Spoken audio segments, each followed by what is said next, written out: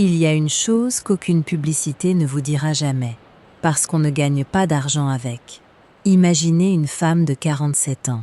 Elle entre dans une pièce pleine de monde. Elle n'est pas la plus bruyante. Elle n'est pas la plus jeune. Elle ne fait rien pour se faire remarquer. Et pourtant, au bout de quelques minutes, la conversation se met doucement à tourner autour d'elle. Pas parce qu'elle est plus belle que les autres, mais parce qu'avec elle, on se sent tranquille. À côté d'elle, les gens deviennent un peu plus sincères, un peu plus vrais. Vous avez sûrement déjà croisé une femme comme celle-là. On ne sait pas toujours mettre un mot dessus. On se dit, elle a quelque chose. On ne sait pas quoi, mais elle a quelque chose. Et souvent, en la regardant, on n'a même pas conscience de son âge. On voit autre chose que son âge. On voit une présence. Maintenant, souvenez-vous de vous à 25 ans. Combien d'énergie il fallait juste pour être accepté, rentrer le ventre, dire la bonne phrase, rire au bon moment. Ne surtout pas être trop intense, trop silencieuse, trop exigeante, trop vous. On croyait que c'était ça, la féminité. En vérité, c'était la peur, habillée d'une jolie robe. Aujourd'hui, je veux décortiquer avec vous quelque chose dont on ne parle presque jamais à voix haute. Pourquoi certaines femmes, avec l'âge, ne s'éteignent pas, mais deviennent au contraire plus profondes, plus calmes et, aussi étranges que cela paraisse, plus attirantes. Et pourquoi cela n'a rien à voir avec une crème, un soin ou l'art de bien se conserver. Installez-vous confortablement, respirez et écoutons cela ensemble. Doucement. Toute notre vie, on nous répète la même équation. Jeunesse égale valeur. Police égale désir. Et après 40 ans, commencerait une longue descente polie, qu'il faudrait freiner par tous les moyens. Une industrie entière est bâtie sur une seule chose, que la femme ait peur de son âge. Et tant qu'elle a peur, elle achète. Elle achète des crèmes, des promesses, des heures devant le miroir. Elle achète l'espoir qu'on peut remonter le temps. Réfléchissez un instant. À qui profite cette peur? Pas à vous. Une femme qui se trouve laide dépense. Une femme qui se sent à sa place, tranquille dans son corps, ne dépense presque rien. Alors on nous a appris à nous sentir en défaut, année après année, ride après ride, jusqu'à ce que beaucoup de femmes en viennent à regarder leur propre visage comme un ennemi qu'il faut corriger. Mais là se cache un mensonge, fin, presque invisible. On a échangé les mots, sans qu'on s'en aperçoive. On nous a dit qu'avec l'âge, une femme perd sa beauté, alors qu'avec les années, c'est tout autre chose qui s'en va. C'est la peur qui s'en va. C'est le besoin de plaire à tout le monde. C'est l'habitude de se mettre à la 2e, à la 3e, à la 10e place. Et quand tout cela s'en va enfin, un espace immense se libère. Et c'est dans cet espace que naît ce que nous ressentons comme un magnétisme. Il faut nommer une chose, avant d'aller plus loin. Pendant des décennies, une femme apprend à se voir à travers les yeux des autres. Très tôt, on lui fait comprendre que son corps est un objet qu'on regarde, qu'on juge, qu'on note. Alors, elle grandit avec un observateur permanent dans la tête. Elle ne se contente pas de vivre, elle se surveille en train de vivre. Est-ce que je suis belle sous cet angle? Est-ce qu'on me trouve trop grosse? Est-ce que je vieillis mal? C'est épuisant. C'est une 2e journée de travail, invisible, qui tourne en fond, toute la vie. Et voilà ce qui arrive de magnifique chez certaines femmes en avançant en âge. Un jour, cet observateur se fatigue. Il baisse la voix. Elle cesse de se regarder avec les yeux des autres et se met enfin à regarder le monde avec les siens. C'est un basculement énorme. Elle passe de la femme qu'on regarde à la femme qui regarde. Et une femme qui regarde vraiment, avec ses propres yeux, sans peur, dégage une force que rien ne peut imiter. Disons-le honnêtement, ce qui attire chez une femme mûre, ce n'est pas la jeunesse, c'est la présence. C'est ce sentiment qu'une personne est entièrement là. Elle ne cherche pas à impressionner. Elle ne joue pas un rôle. Elle ne scrute pas votre visage à chaque seconde pour savoir si elle plaît encore. Elle est simplement là. Et à côté d'une telle personne, on respire mieux. Laissez-moi vous raconter 2 femmes. Elles ont le même âge, 50 ans toutes les deux. Elles ont vécu à peu près les mêmes choses. Un mariage, des enfants, une déception qui a laissé une cicatrice. Appelons la première Claire et la seconde Hélène. Claire a décidé de faire la guerre au temps. Chaque matin, devant le miroir, elle compte ce qu'elle a perdu. Elle traque la ride nouvelle comme une menace. Elle s'habille comme sa fille, parle comme sa fille, essaye de rivaliser sur un terrain qui n'est plus le sien. Quand une femme plus jeune entre dans la pièce, quelque chose en elle se crispe. Elle se compare, en silence. Et elle a mal. Claire n'est pas vieille, mais elle est fatiguée d'une bataille qu'on ne peut pas gagner, car on ne gagne jamais contre le temps.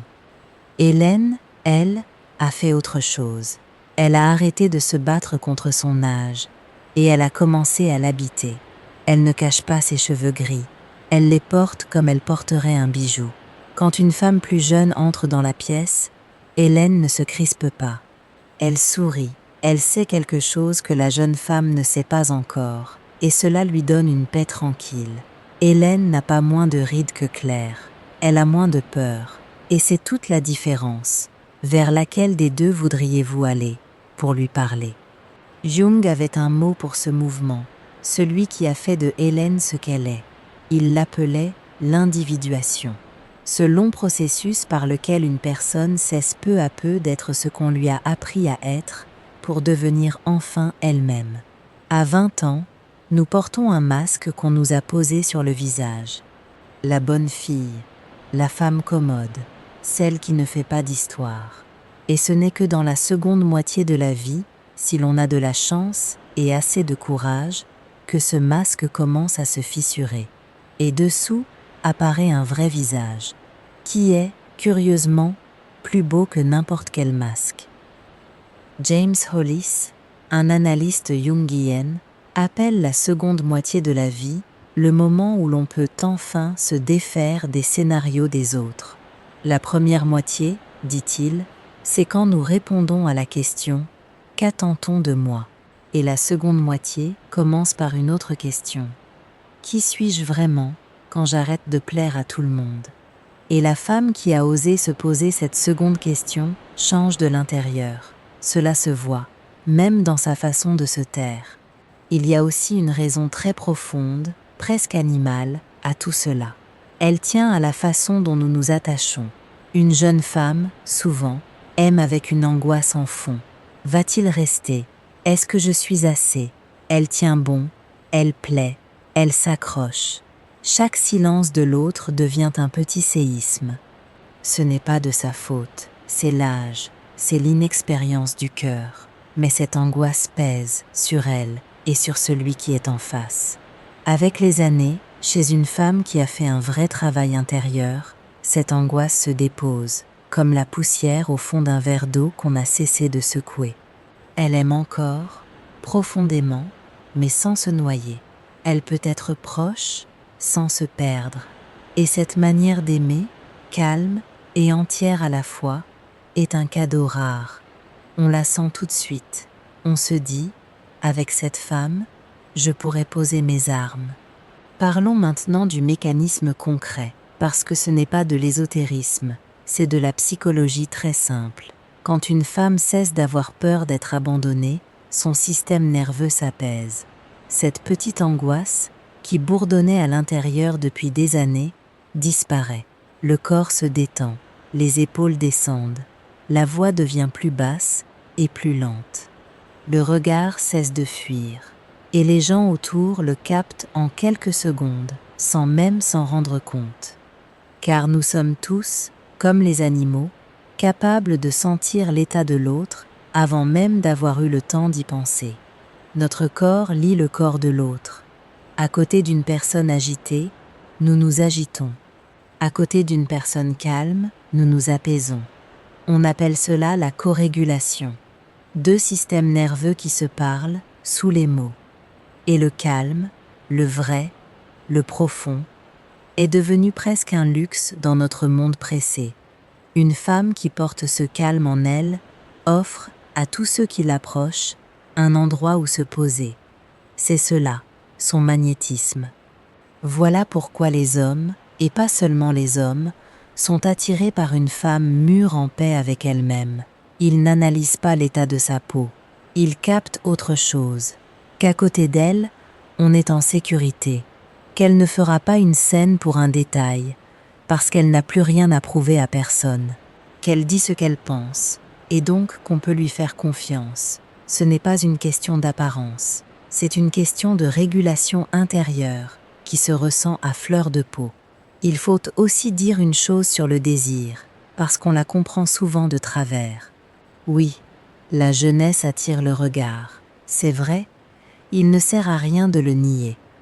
Mais le regard n'est pas l'amour.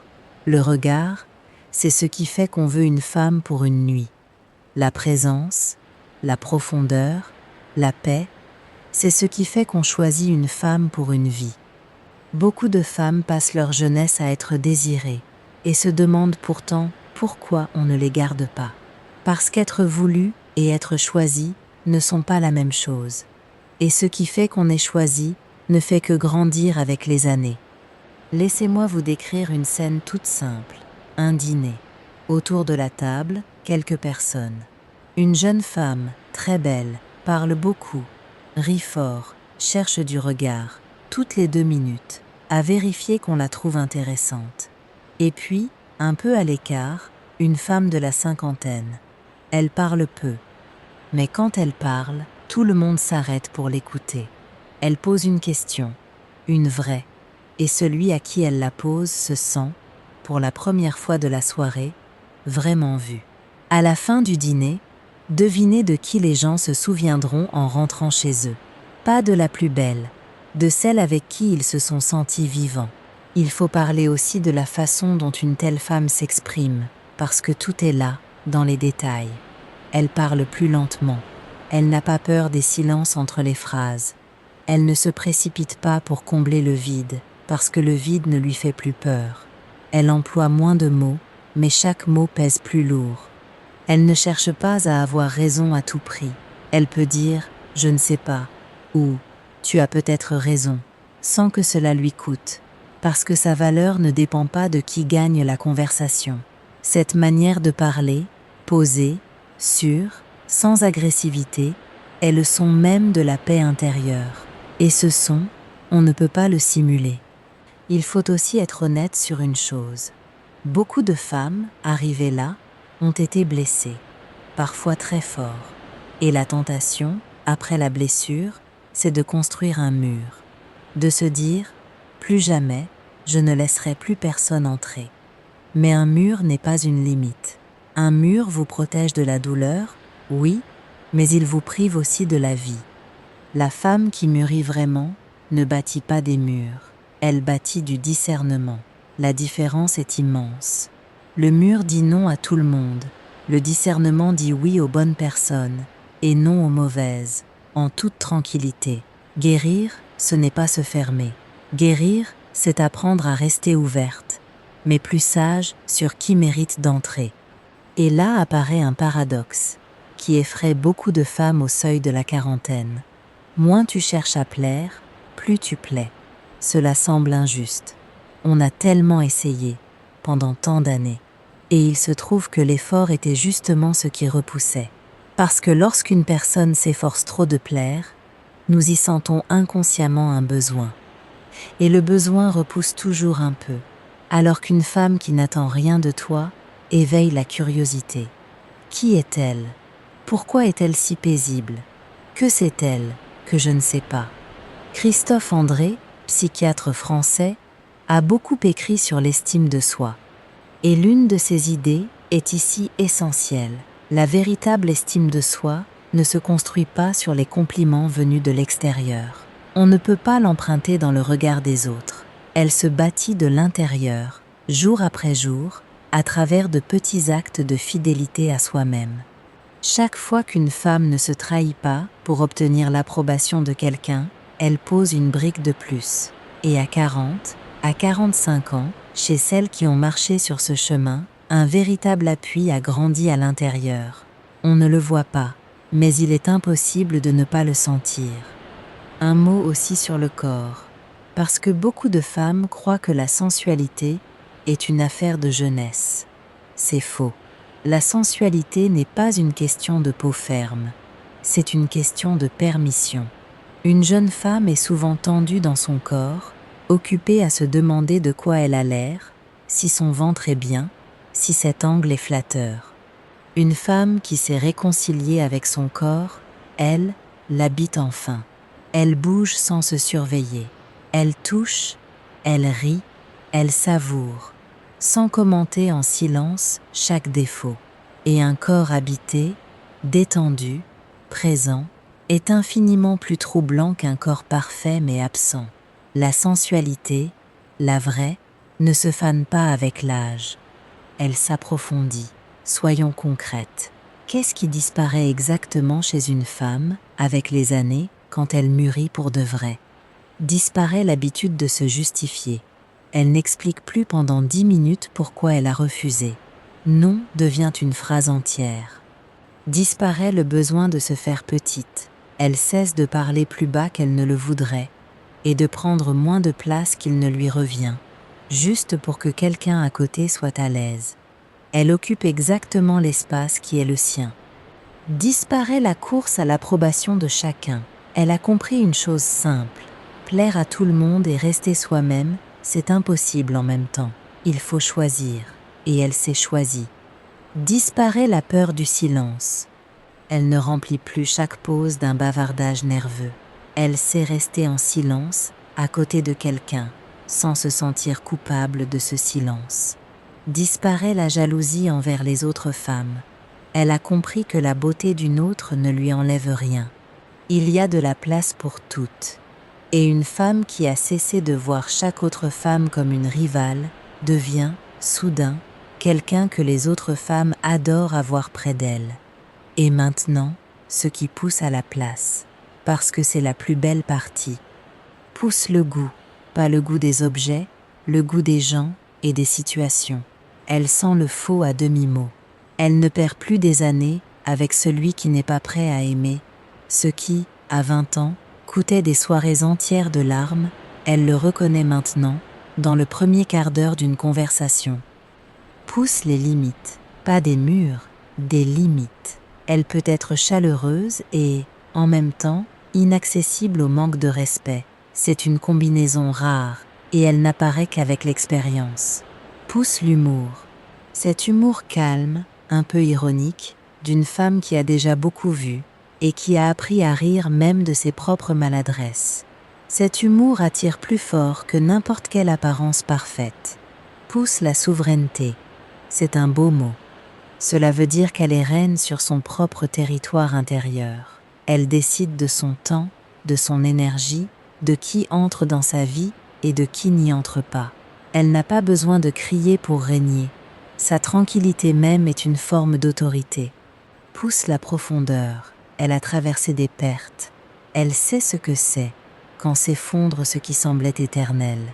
Un amour qui finit, un parent qu'on enterre, un rêve auquel il faut renoncer. Chaque perte, si on ne s'en est pas aigri, creuse en nous un espace plus grand pour comprendre les autres. C'est pour cela qu'à côté d'une femme qui a vécu, on peut arrêter de faire semblant que tout est parfait dans sa vie. Elle comprendra, elle aussi est passée par là. Et cette compréhension, sans jugement, est une des choses les plus rares au monde. Mais je dois vous prévenir honnêtement, il y a un piège. Et beaucoup de femmes y tombent, précisément à ce passage. Ce piège s'appelle l'amertume. C'est le chemin de Claire, dont je vous parlais tout à l'heure. C'est quand une femme ne mûrit pas, mais se referme. Quand, au lieu de lâcher la peur, elle se met à faire la guerre au temps. Elle essaye de rivaliser avec des femmes de 25 ans, sur leur terrain. Ou, à l'inverse, elle fait une croix sur elle-même. Elle se dit « Je suis déjà vieille, mon train est passé, il ne m'arrivera plus rien de beau ». L'un et l'autre, c'est le même piège, parce que dans les deux cas, la femme se mesure encore à une vieille règle.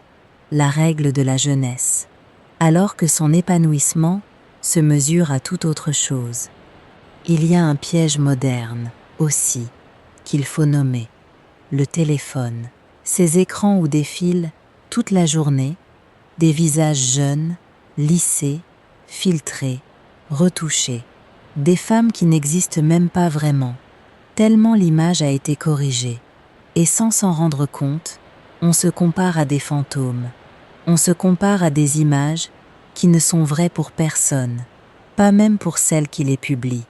Si vous sentez, après avoir fait défiler ces images, un petit poids dans la poitrine, ce n'est pas la vérité qui vous parle, c'est le piège.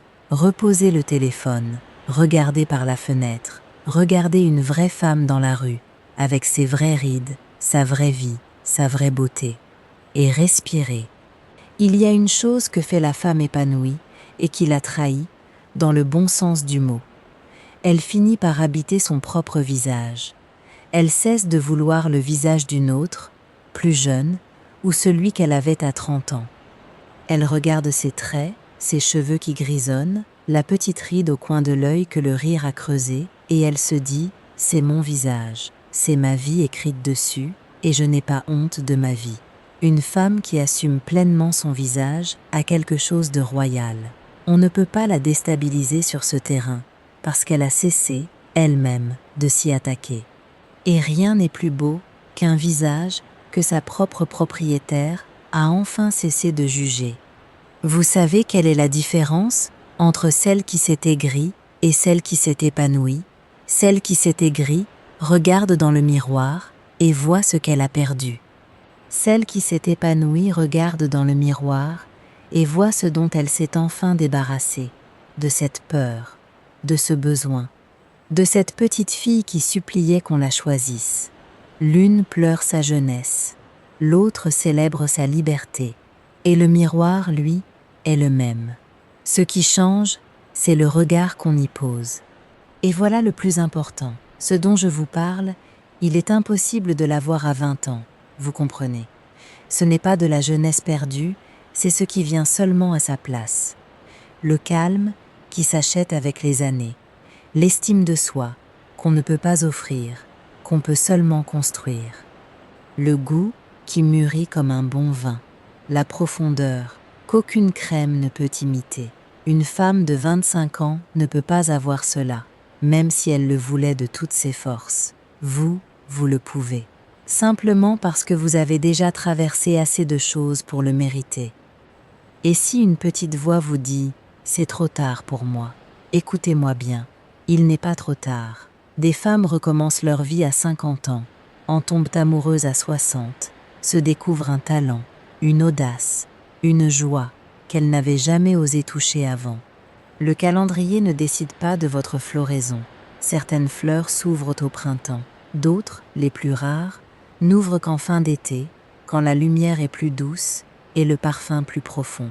Vous n'êtes peut-être pas en retard, vous êtes peut-être exactement à l'heure. Toll dirait que toute la force d'une personne vit dans l'instant présent, pas dans le souvenir de celle que j'étais, pas dans l'angoisse de ce qui viendra ensuite, mais ici, dans cette minute, dans ce souffle. Et une femme mûre, qui a enfin cessé de vivre soit dans le passé, soit dans l'avenir, et qui est revenue dans le présent, rayonne de quelque chose qui ne s'achète à aucun prix. Elle rayonne de présence. Et il y a un dernier point, le plus doux peut-être. Une femme qui est enfin bien seule, qui n'a plus peur de sa propre compagnie, aime autrement. Elle n'aime plus par faim, elle aime par plénitude. Elle ne se jette plus sur le premier qui la remarque, parce qu'elle a trop peur de rester seule. Elle choisit, calmement, depuis l'abondance, et non depuis le manque. Et un homme sent, tout de suite, la différence entre une femme qui a besoin de lui pour ne pas se sentir vide, et une femme qui le choisit alors qu'elle était déjà entière sans lui. La seconde est infiniment plus précieuse, parce que son amour n'est pas un sauvetage, c'est un cadeau. Alors si vous êtes en ce moment quelque part sur ce passage, si vous avez plus de 40 ans ou que vous en approchez, et qu'à l'intérieur surgit parfois cette question froide, et maintenant, est-ce que le meilleur est derrière moi? Je veux que vous entendiez ceci. Le meilleur n'est pas derrière. Le meilleur devient seulement possible maintenant. Parce que ce n'est que maintenant que vous avez ce que vous n'aviez pas avant. Vous savez enfin qui vous êtes. Vous avez enfin cessé de supplier. Vous pouvez enfin aimer, non pas par faim, mais par plénitude. Et quand une femme aime par plénitude, et non par faim, cela se sent chez chacun de ceux qui l'approchent. Je voudrais vous laisser avec 3 petites pratiques très simples à essayer cette semaine. La première, une fois par jour, faites un petit acte de fidélité à vous-même. Un seul. Dire non à quelque chose qui vous épuise. Dire oui à quelque chose qui vous fait du bien. Ce sont ces petites briques répétées qui bâtissent l'appui intérieur dont nous avons parlé. La deuxième, le matin, devant le miroir, une seule fois, essayez de ne pas chercher ce qui ne va pas. Ne comptez pas les rides. Regardez plutôt ces yeux qui ont tant vu et dites-vous, simplement, me voici. C'est déjà énorme. La troisième, une seule fois, quand vous aurez envie d'expliquer, de vous justifier, de vous faire petite pour que quelqu'un soit à l'aise, arrêtez-vous. Prenez une inspiration et ne le faites pas. Restez simplement vous-même, tranquillement, sans excuse, et observez ce qui change dans la pièce. Souvent, tout change. Vous ne vous éteignez pas. Vous vous révélez enfin. Et c'est la plus belle chose qui puisse arriver à une femme. Merci d'avoir été là aujourd'hui. Si ces mots ont résonné en vous, restez encore un peu avec moi. La prochaine fois, nous parlerons de ces femmes qu'on n'arrive pas à oublier, même des années plus tard. À bientôt.